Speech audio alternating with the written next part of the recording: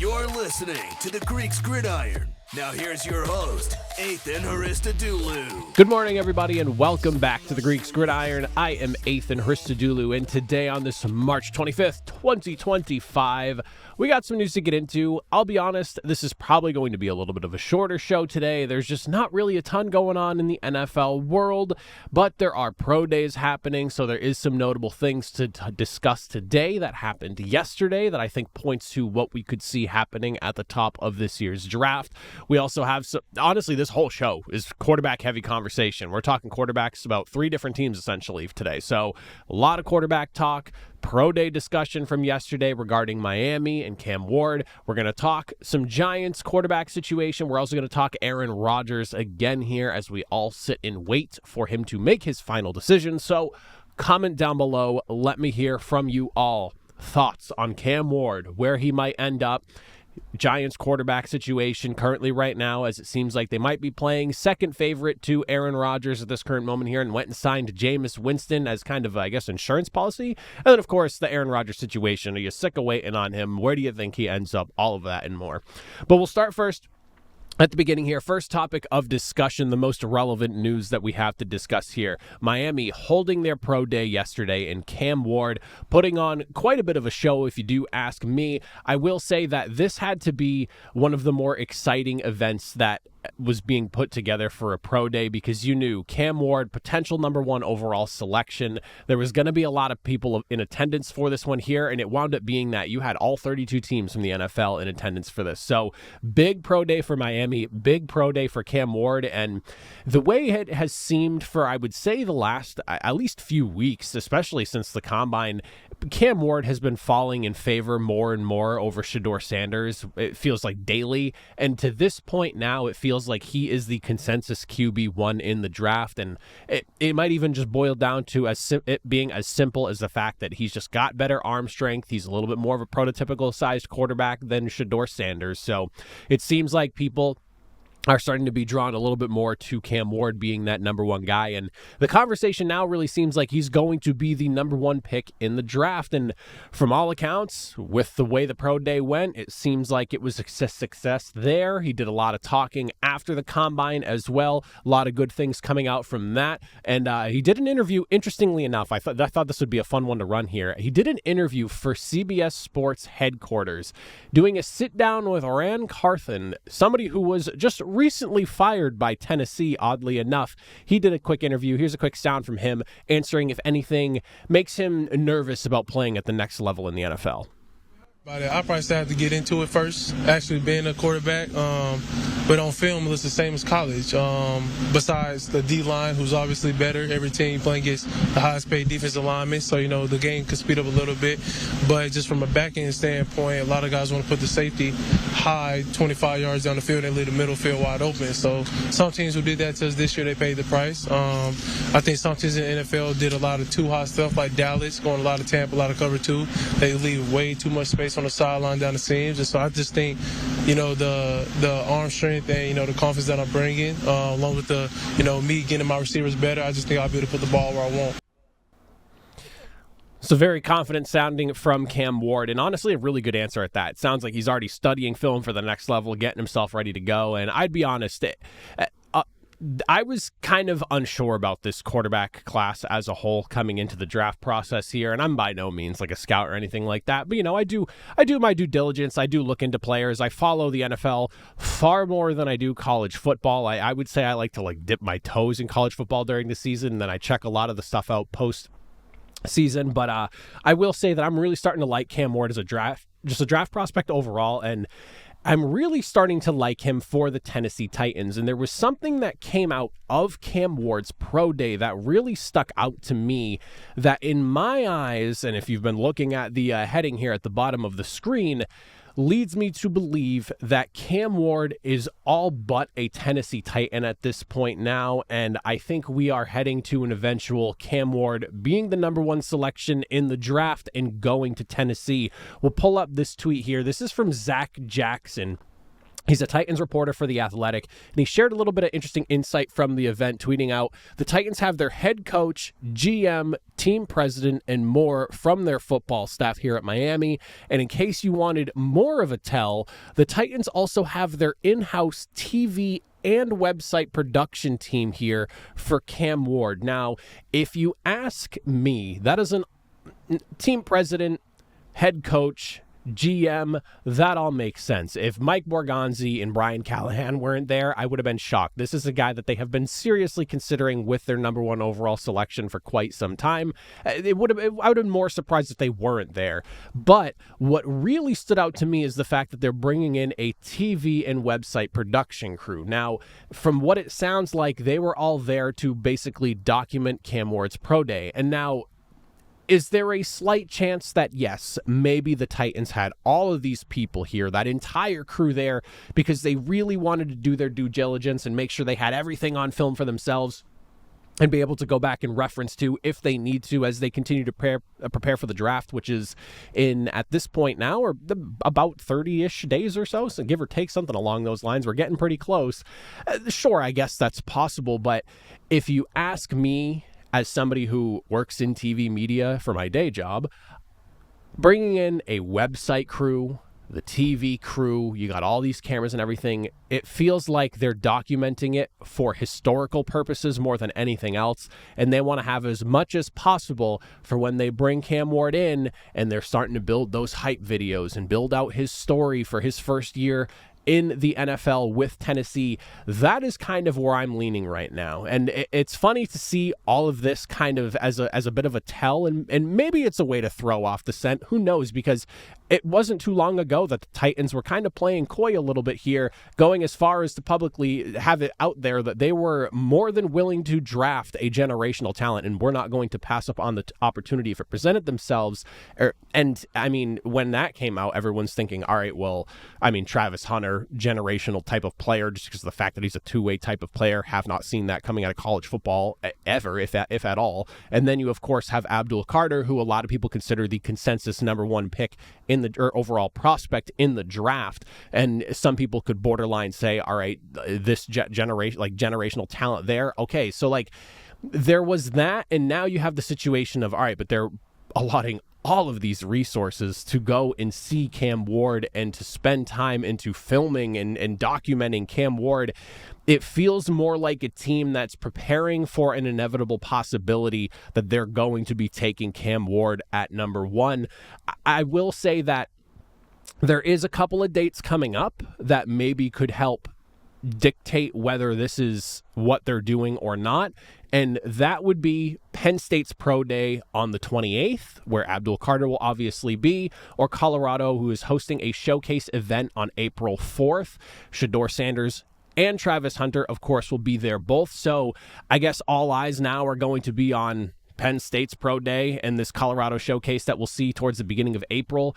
And if Tennessee does the same thing, where they're bringing their TV, they're bringing their website crew, they got all the guys there, and they're this entire production team essentially to document everyone's pro days, then maybe that's kind of what's going on. And it really is just boiling down to them making sure that they have as much film and everything as possible on these guys before they ultimately make their decision towards the end of April when we get to the draft. But if you ask me, and I'll put it all on the line right now, if you ask me, I've got a really good feeling that come the end of April, come the end of the NFL draft, we are looking at Cam Ward as the number one selection in the draft, and he is going to be wearing a Tennessee Titans uniform in the 2025 season. And for me, I'm pretty excited about that. Will Levis experiment did not go well in Tennessee. I think they desperately need a quarterback, and while the idea of taking a guy like Travis Hunter and or Abdul Carter seems like a lot of fun for Tennessee and helping fill out their roster a bit, this team needs a quarterback. They are in no situation right now where they can just ride out the current quarterback situation. And in my eyes,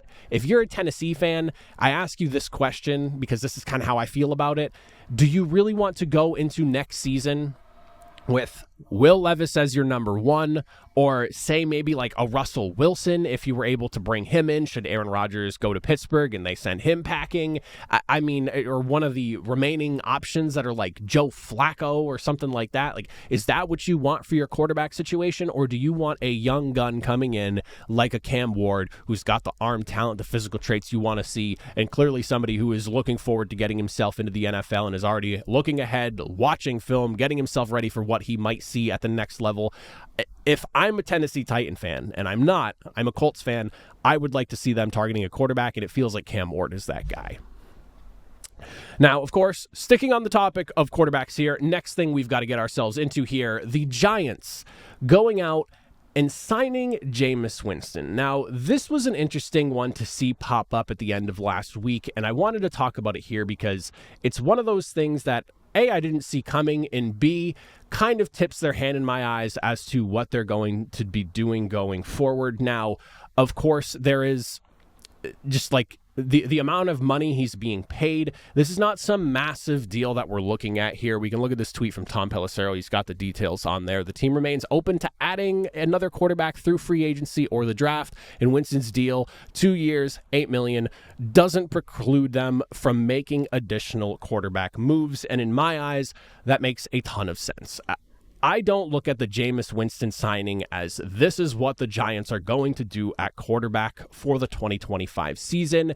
This is a contingency plan more than anything else, the way I see it. And for me, this is like, to kind of go back to like something that like the Patriots and Vrabel were saying, and I reference them because I work in Boston sports media, but like you have a plan A, a plan B, a plan C going into free agency, going into the offseason as far as what you want to do at certain positions here. And I mean, the Giants' plan A seemed like it was Matthew Stafford. They were very aggressive on that. They were trying to get him into New York. Obviously that fell through. Feels like plan B has been Aaron Rodgers for quite some time now. They've been very much in on the Aaron Rodgers sweepstakes. He's literally been suiting up in the locker room opposite to theirs for the last year, so there is that as well. But at the end of the day, it feels like there's a chance that Aaron Rodgers is probably just heading to Pittsburgh, so this feels like a plan C and maybe a like plan B1, B2 situation as well. But I don't look at the Giants signing Jameis Winston as they're going to rock and roll with Jameis Winston next year. I think that this more than anything else tells you that they are interested in getting a quarterback in the draft, and it really comes down to just where in the draft do they opt to go? And with things now, and you know, this is where like the last segment kind of ties into this one here, where in my eyes, it seems like Cam Ward's going to Tennessee. You're going to have a pretty good opportunity to draft either Travis Hunter and or Abdul Carter. And I think for the Giants, either one of those guys does make a ton of sense, which would then mean you're taking a quarterback round 2 or round 3 with one of the more project type of guys. And this is where the Jameis Winston signing makes a little bit more sense to me. Now, there's obviously, of course, the conversation, the Giants being heavily tied to Shedeur Sanders. And believe me, I wouldn't be shocked to see that happen. And I almost feel like that is kind of going to be the end result here, where you have Jameis Winston. He can be a bit of a mentor, bringing in a guy like Shedeur Sanders, Jameis Winston being a number 1 overall pick himself. Shedeur coming in, he would be the number 3 if he doesn't end up going to Cleveland and he does fall to the Giants there. Then at that point, you have yourself a guy who's been drafted higher than he has at this point, at the very, very top of the draft. He can kind of go through the pressures of him. And Jameis Winston, yes, very funny, bubbly kind of guy, you know, different personality, but somebody who I think like in a situation where you're like, hey, you've been here before, Jameis, like help bring along Shedeur, help him understand what it's going to be like that first year or two as a guy who is just coming into the league, a highly touted pick, especially in New York of all places, where the cameras are always on a little bit longer, the lights shine a little bit brighter. You are under the microscope far further than you are in any other place. New York media is its own thing, it's its own beast. There's not many other places like it, if any at all. So that's where I kind of look at this Jameis Winston signing here. Now, they could always go the wild card route, and like I said, hypothetically speaking, we get Cam Ward at 1, we get Shedeur Sanders at 2 to Cleveland, or they just opt to not take Shedeur Sanders because they end up not being sold on him and they want to go for a more project guy. You take either Travis Hunter or Abdul Carter, whoever's there for you. You go and draft him. Then you're looking at a guy like, again, in day 2 or potentially a trade up situation. Like, you never really know. That's always an option there, depending on what happens with these quarterbacks the next month or so.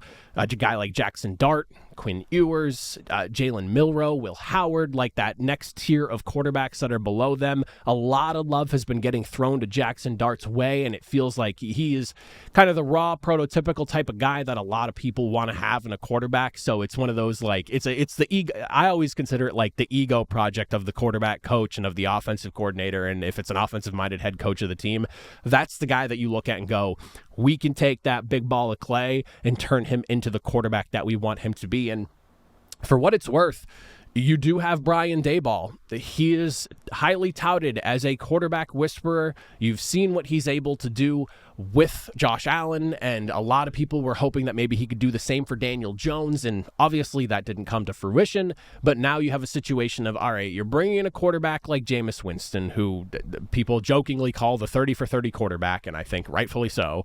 But you have somebody like him who, if you can dial down the turnovers a little bit, if you can get in his ear, he can be a serviceable starter for you for the first, 4, 5, 6 weeks of the season as you get your rookie quarterback acclimated to the NFL way and just how things are going to be going. If you go and you draft a Jackson Dart or somebody closer to the top of the draft or just early day 2 situation, that makes a lot of sense to me. And I would be interested to see, this would be like Jameis Winston, again, going back to ego projects for offensive-minded head coaches and what have you.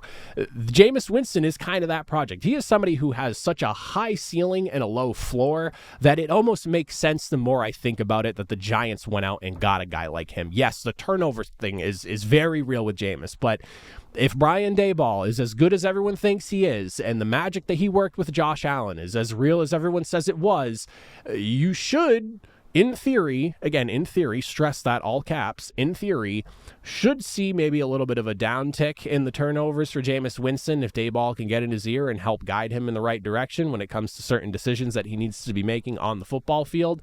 But at this stage, I look at New York as they're probably on the outs with Aaron Rodgers. It feels like he's going to be landing in Pittsburgh, and we're actually going to get into that in a second here.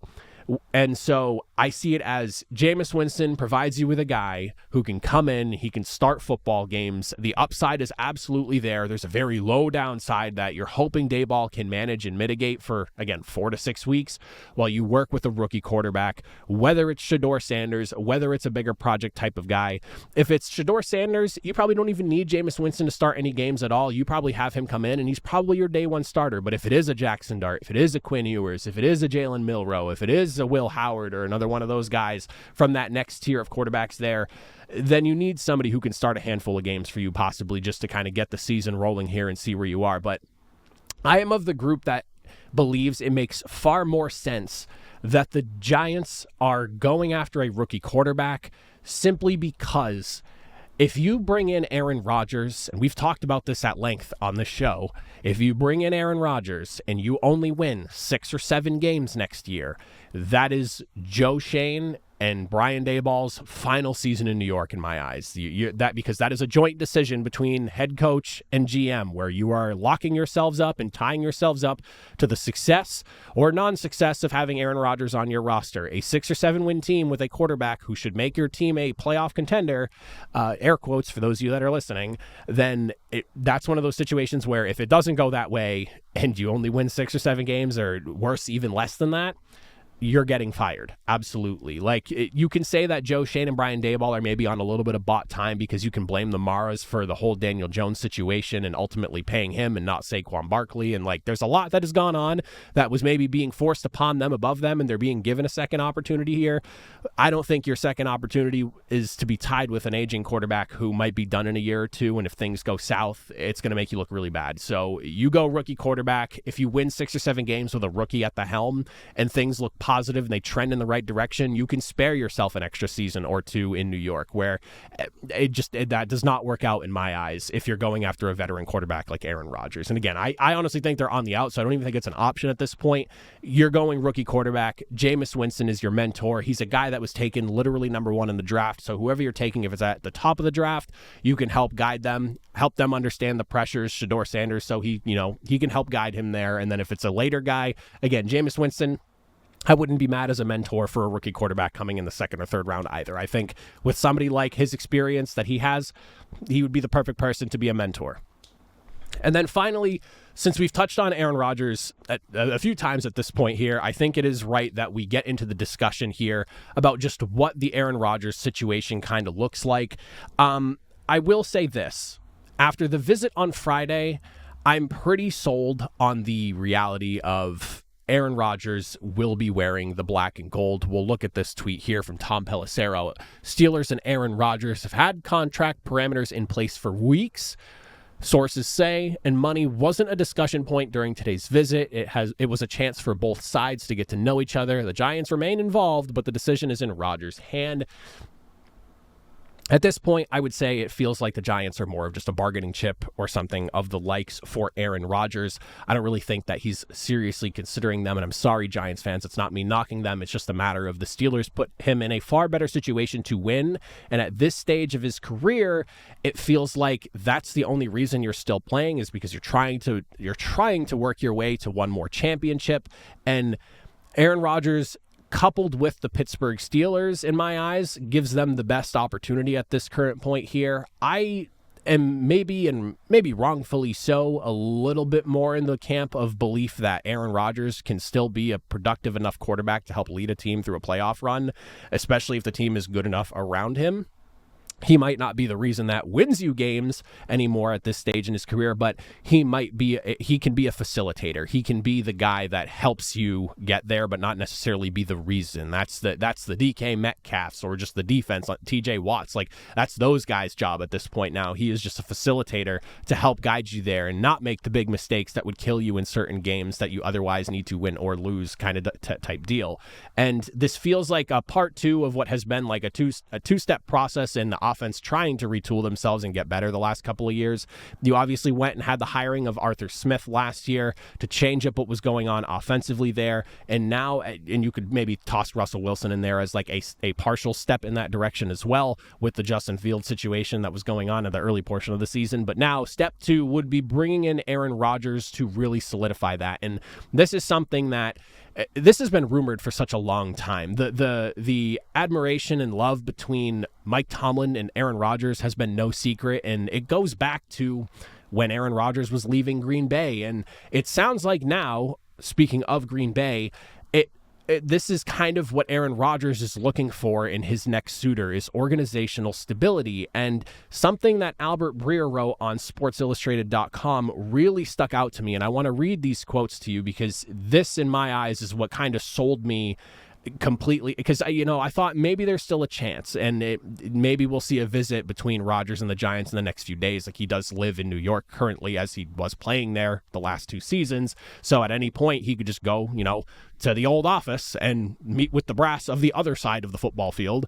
But I saw this article, and I think it's worth talking about here as to why I think that it's pretty much it's Steelers or retirement in my eyes for Rodgers at this point here. But Albert Breer goes on to say in his article, "I've heard Rodgers is looking for a culture such as the one in Green Bay. I get it if that sounds a little strange after the drama of the four-time MVP's final years as a Packer, but over the past few months, Rodgers has been open with people around him on his renewed appreciation for what he had for 18 seasons in Wisconsin. Call it a grass is greener dynamic if you want, but it definitely has felt to some of those around him like spending a couple years as a New York Jet made Rodgers view the situation he had more favorably." He then goes on to say, because it's a long statement here, but it's a really good one. You go to the next one. "That's also one area where the Steelers have an edge. To my point, Pittsburgh has a long-established culture, a family business feel, and stability, just like Green Bay. It also helps, I'd think, that the roster is stocked with decorated veterans such as TJ Watt, Cam Hayward, Minka Fitzpatrick, and now DK Metcalf, who are deep into their careers and presumably would carry a similar win-now urgency to Aaron Rodgers." So the situation that we're looking at here right now, you have Aaron Rodgers, a veteran who is weighing retirement every single offseason, and it's one of those things where the place that he goes to next has to be worth his time. And it seems like money is not really the issue. Aaron Rodgers has made ludicrous amounts of money in his career, and another year or two of maybe making 10 to 15 million less somewhere is not going to dent his wallet by any stretch of the imagination at this point. It's about legacy to him, I would assume, and for all the people that call him an egomaniac or whatever you want to say about him, with the personal attacks and whatnot. If that is all true and that is all the case, I could see him wanting to go somewhere where he can win over the money then, because he wants to solidify his legacy as one of the best to ever spin the football. So right now, the way it seems it's going, I'm going to assume it's the Pittsburgh Steelers for all the reasons Albert Breer just said in that piece of his article there. And you can say what you want about Pittsburgh. This is the other thing, too. A lot of people point and laugh at Pittsburgh as, they're a team that hasn't been under 500, but they crash and burn at the end of the season. They make the playoffs and they lose. Like, that's just kind of been their MO for the last few years. And I get that. Like, I completely understand that argument. And Steelers fans, I am well aware that a lot of you are sick of that happening. Believe me, I get it. But if you turn and you look at some of the other organizations in the NFL, you look at a team like the Cardinals, you look at a team like the Jets that Aaron Rodgers is coming from, you look at a team like the Browns, your own division rival, a team like the Panthers, all these teams that have struggled to even maintain like a semblance of success for more than a season or two over the stretch of the last decade to 2 decades. Those teams would take just being in the mix and contending every year over being stuck at the bottom of the barrel. So if Aaron Rodgers can look at this team and go, okay, they've had the same head coach now for 20 some odd years at this point, or close to it if it's not already 20. Mike Tomlin's been the head coach of the Steelers like my whole life. But you have stability there at the head coaching spot.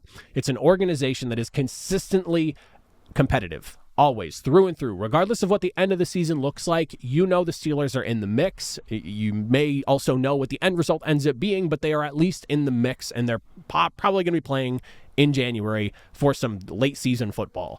But that there's stability, there's a desire to win, and that's what Aaron Rodgers is looking for. And this is something that I've said a lot too. Yeah, the Jets situation was a bit of a disaster. It did not go well. And, a lot of people like to point and laugh at Rodgers or the Jets or both together. I really, really feel like that situation was more an issue on the Jets' end than it was on Aaron Rodgers' end. And my biggest example of that is just the Jets. They are the Jets, and they're gonna jet. They're gonna do what they're gonna do. It has literally been the story of that franchise my entire life. I have seen 2 or 3 good seasons, I think 3 good seasons from the Jets my entire football life. And I am 29 years old now at this point. So I'm not very old, but I'm old enough that that's a very long time of watching football to have maybe 3 good years of actual competitive Jets football. And that's the Brett Favre season where they just missed the playoffs, and then the 2 years they made it to the AFC Championship under Rex Ryan. That's the only 3 seasons I think I've seen of good Jets football where they were competitive and a team that you could actually look at and go, all right, this is a team that's threatening and could do some damage. And sure enough, funny enough, not with the Brett Favre year because they missed the playoffs, but the AFC Championship appearances did lead to that. So I think it comes down to stability, the family-run side of the thing too. They're very in-house, closed. They're not, the Steelers aren't a team you hear a lot about organizationally. That one feels like a more tight-knit franchise, and that also feels like that aligns with Aaron Rodgers, who is more of a private person than anything else. A lot of things just pointing to Rodgers in Pittsburgh, and at this point, if he's not wearing black and gold in my eyes, I think he's just walking away and retiring. So we'll see what happens, but at this point here, I'm pretty much sold on Aaron Rodgers going to Pittsburgh, and I think a lot of what we've been seeing from the last few days points to that. With my luck, I'm going to finish recording this, and I'm going to look at my phone, and it's going to say he's signing with the Steelers, and that's going to be it. So this will be dated, but we'll see. But let me know in the comment section down below about Aaron Rodgers, the Giants quarterback situation, Cam Ward. Is he going to be a Tennessee Titan? Fire away. Let me hear from you all. But as always, if you made it to the end, I greatly appreciate it. Short one today, but it is what it is. We're barely crossing. I don't even think we're going to cross the 30-minute mark here. We are pretty close. Shorter day, not a ton of news. But as always, thank you for hanging out and watching. We'll see you all next time. Have a good one.